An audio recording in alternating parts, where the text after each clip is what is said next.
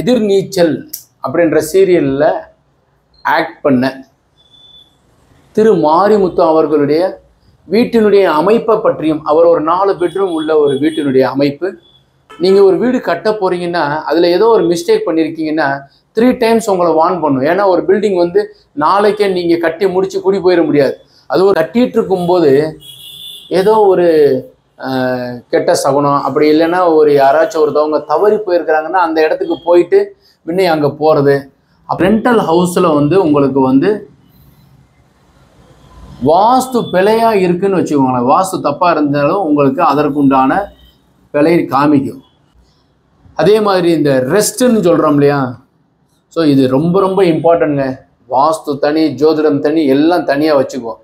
So மக்கள் மத்தியில் வந்து நெகட்டிவாக நம்ம பதிவு பண்ணக்கூடாது.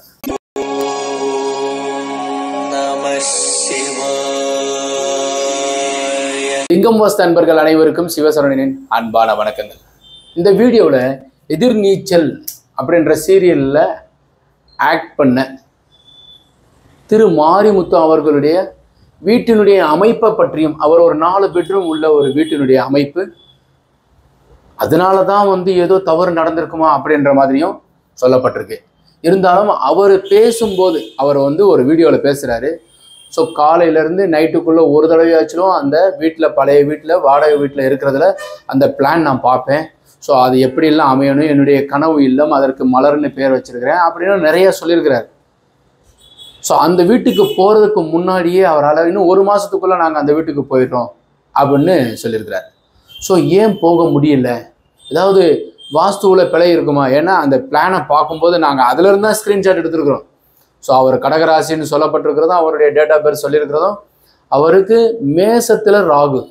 ஸோ இன்னைக்கு கோச்சார ராகுவும் அங்கே தான் இருக்கிறார். ஸோ அந்த ராகுவை செவ்வாய் பார்க்குறாரு, அதிகாரம் பெற்று பார்க்குறாரு. அப்போது கிரகம் ஏதாவது தவறு பண்ணியிருக்குமா இப்படின்ற வகையில் இந்த வீடியோவில் பார்க்க போகிறோம். ஸோ அவருடைய வீட்டினுடைய வரைபடம் 4 பெட்ரூம் உள்ளது, ஸ்விம்மிங் பூலோடு கட்டியிருக்கிறார். ஸோ அந்த கிச்சன் மாத்திரம்தான் கொஞ்சம் ஏறி தள்ளி கண்ணி சார்ந்ததில் இருக்குது, மற்றபடி பெரிய அளவில் பிழை கிடையாது. அதில் பார்க்குறதுக்கு முன்னாடி இதெல்லாம் வந்து ஹவுஸில் வாஸ்து, நிலம் தான் நம்மளை வாங்கும், நிலத்தை நாம் வாங்க முடியாது.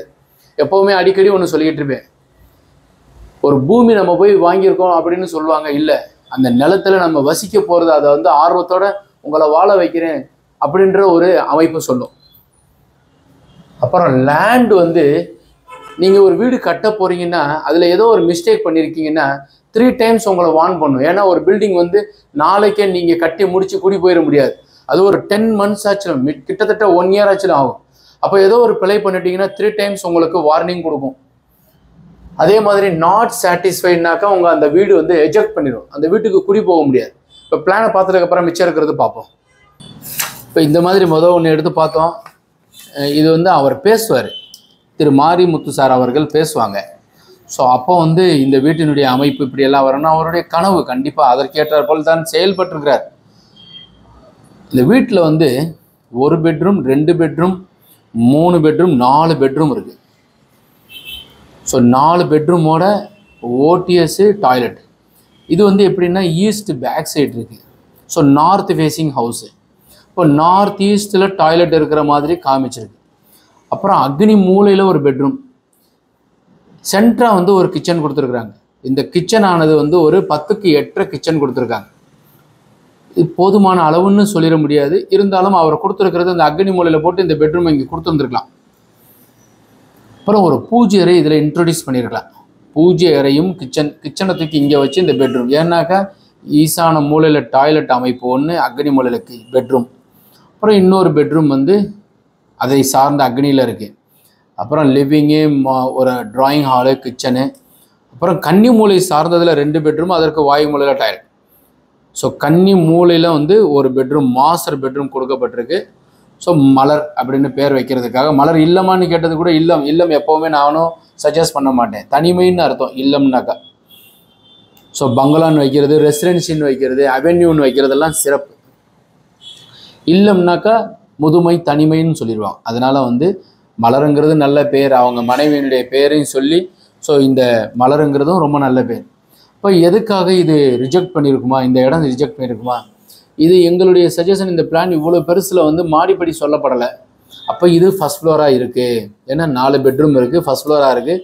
இதற்கு ஈசானத்தில் தான் ஸ்விம்மிங் பூல் இருக்கா? ஏன்னா வடக்கு பார்த்த வாசல் கரெக்டாக இருக்குது. கன்னிமூலை பெட்ரூம், கன்னிமூலை சார்ந்ததில் ஒரு பெட்ரூம், ஓடிஎஸ், டாய்லெட்டுடைய அமைப்பு எல்லாம் கரெக்டு. பட் இதில் வந்து பெரிய தவறு, பெரிய பிழைன்னு சொல்லிட முடியாது. ஏன்னா இவர் இன்னும் யூட்டிலைஸ் பண்ணல, இந்த டாய்லெட்டு மாத்திரம்தான் தப்பு. ஸோ அதை கூட மாற்றம் செய்யலாம். அதுக்கப்புறம் அந்த பக்கமும் வந்து ஸ்விம்மிங் பூல் மாதிரி ஈஸ்ட் பக்கம், நார்த் ஈஸ்ட் சார்ந்ததில் இருந்துச்சுன்னாக்கா அதீதமான கரெக்டுன்னு அர்த்தம்.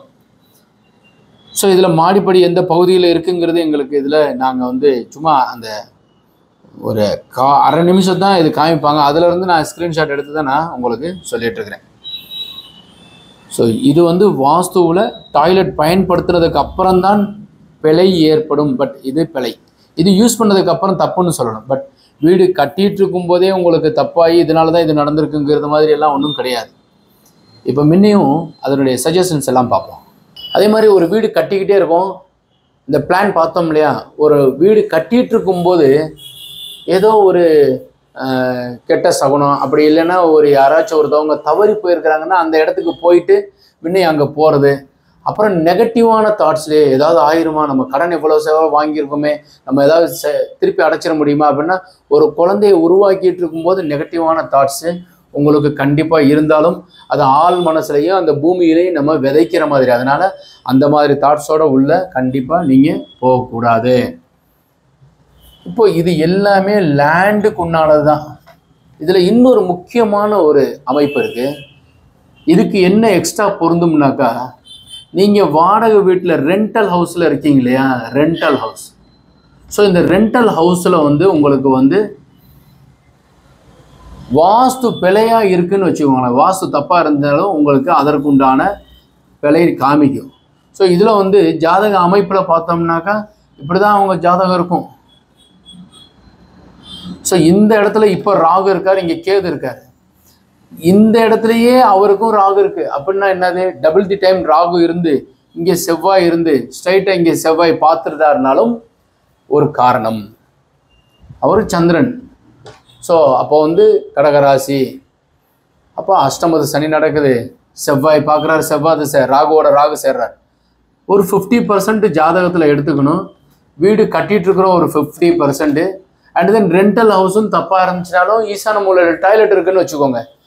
நம்ம என்ன செய்வோம்னா, வாடகை வீட்டில் ஈசான மூலையில் டாய்லெட் இருந்தால் வீடு கட்டிகிட்டு இருக்கும்போதும் அதே மாதிரி அமைப்பு உள்ளே வர்றதுக்கு உண்டான வாய்ப்பு இருக்கும்.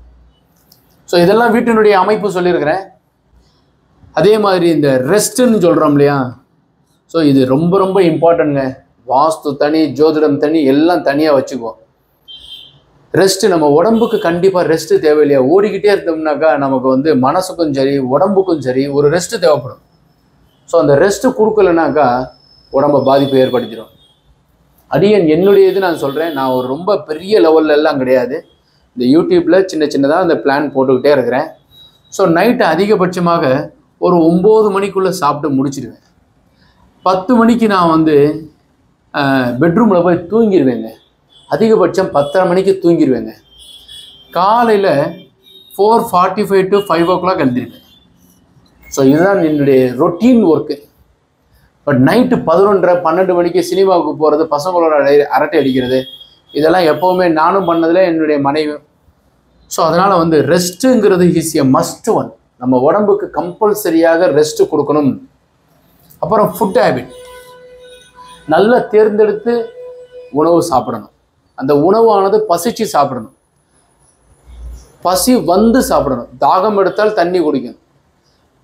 இந்த ஃபுட்டுங்கிறது நிறைய உணவுகள் வந்துருச்சுங்க. எந்த உணவையும் நான் பழிக்கலை, தவறு சொல்லலை. நம்ம உடம்புக்கு ஜீரணம் ஆகிறதாக எடுத்துக்கொள்ள வேண்டும். நிறைய ஆயில் ஃபுட்டு சாப்பிடும்போது ஏதோ ஒரு தவறு ஏற்படும். அதெல்லாம் போக நைட்டு 10 மணிக்கு மேலே சாப்பிட்றோம் இல்லையா? அது மிகப்பெரிய ஒரு பிழையை கண்டிப்பாக ஏற்படுத்தும். நிறைய காசு பணம் வரும்போது தான் இது மாதிரியெல்லாம் ஹேபிட்ஸ் ஏற்படும். அப்போ நைட்டு நீங்கள் 10 மணிக்கு மேலே எந்த உணவும் ஆயில் ஃபுட்டு, இன்றைக்கி ஹோட்டலெல்லாம் 10 மணிக்கு மேலே தான் நல்ல உணவகங்கள் சனிக்கிழமை இரவு நடக்குது. ஸோ இந்த மாதிரி ஃபுட்டு ஹேபிட்டில் வந்து இரவு சாப்பிட்றதுனாலையும் கண்டிப்பாக ஹார்ட்டு சம்மந்தப்பட்டது, ஆரோக்கியம் சம்மந்தப்பட்டதில் குறை ஏற்படுவதற்கு உண்டான வாய்ப்பு உண்டு. லாஸ்ட் ஒன், ஸோ மக்கள் மத்தியில் வந்து நெகட்டிவாக நம்ம பதிவு பண்ணக்கூடாது. ஸோ சோசியல் மீடியாவாக இருந்தாலும் சரி, யாராச்சும் ஒருத்தவங்களை நம்ம வந்து நல்லா மதிக்கணும், இல்லைன்னா நான் தான் அப்படின்ற மாதிரி வந்து சொல்லி நெகட்டிவாக நம்ம பதிவு பண்ணி வச்சக்கூடாது. இவர் நல்லவர், இவர் சரியான ஒரு மனிதர். இந்த ஆக்ட் பண்ணும்போது நீங்கள் வந்து எப்படியோ கொடுத்துருக்குற ரோலுக்கு தான் நீங்கள் ஆக்ட் பண்ண போகிறோம். இப்போ எனக்கு வரைபடம் கொடுத்தோம்னாக்கா என்கிட்ட ஜாதகம் நிறைய அனுப்புவாங்க. ஸோ இவர் அந்த நெகட்டிவானது வந்து 10% சொல்லுவேன். அந்த ஜாதகத்தில் 90% எது நல்லா இருக்குது அதை சொல்லிவிட்டு, அவருக்கு நெகட்டிவானது சரியாக நடக்காமல் இருக்கிறதுக்கு அதற்கு உண்டான கோவில்கள் சொல்லிடுவேன். ஸோ அதனால் யாராச்சும் ஒருத்தவங்க இந்த ஜோதிடர்களை பழிக்கிறதோ, இல்லை நானே நிறைய பேர் வந்து இந்த கொத்தனார் சரியாக வேலை பார்க்கலன்னா தனியாக ஒதுங்கி வந்துடணும், நமக்கு பிடிக்கலைன்னா அவர் தனியாக வெளியே வந்துடணும். அந்த மாதிரி மக்களுக்கு வந்து நம்ம மேலே வந்து ஒரு அபிப்பிராயம், நம்மளை கையெடுத்து கும்புற அளவுக்கு இருக்கணும். ஸோ அதனால் வந்து இவர் இப்படின்ற மாதிரி வச்சு நம்ம பதிவு பண்ணக்கூடாது. ஸோ இந்த மாதிரி தகவல்கள் சொல்லியிருக்கிறேன். அப்போது வீடு வாஸ்துபடி அமையிறதுங்கிறது இறைவன் கொடுத்த ஒரு வாய்ப்பு. ஸோ நீங்கள் வீடு வரைபடம் அமைக்கும் போதே ஜாதகத்தை தொடர்பு கொண்டு வாஸ்து நிறைய பேர் இது வந்து ஒரு ஏமாற்று வேலை, இது ஒரு பொய் அப்படின்னு சொல்கிறது, ஜோதிடம் தப்பு, ஜோதிடம் பொய், இதெல்லாம் வந்து தனிப்பட்ட கருத்தாக இருந்தாலும் உங்களுக்கு பிடித்திருந்தால் நீங்கள் ஃபாலோ பண்ணுங்கள், இல்லைன்னா ஃபாலோ பண்ணாமல் விட்டுருங்க. சாமி இல்லைன்னு சொல்லிட்டு தனியாக போய் கும்பிட்றது இதெல்லாம் வந்து தவறான ஒரு செயல். உங்களுக்கு கமெண்ட் செக்ஷனில் ஒரு சிலர் பதிவு பண்ணுவாங்க, இது தப்பு இது ரைட்டுன்ட்டு. அப்போ அவங்க தவறாக வாழ்ந்து கொண்டு இருக்கிறார்கள். அதனால் வந்து இந்த தகவல் உங்களுக்கு பிடித்திருந்தால் லைக் ஷேர் பண்ணுங்கள், கமெண்ட் பண்ணுங்கள், சப்ஸ்கிரைப் செய்து வைங்க. சிவாய நமः.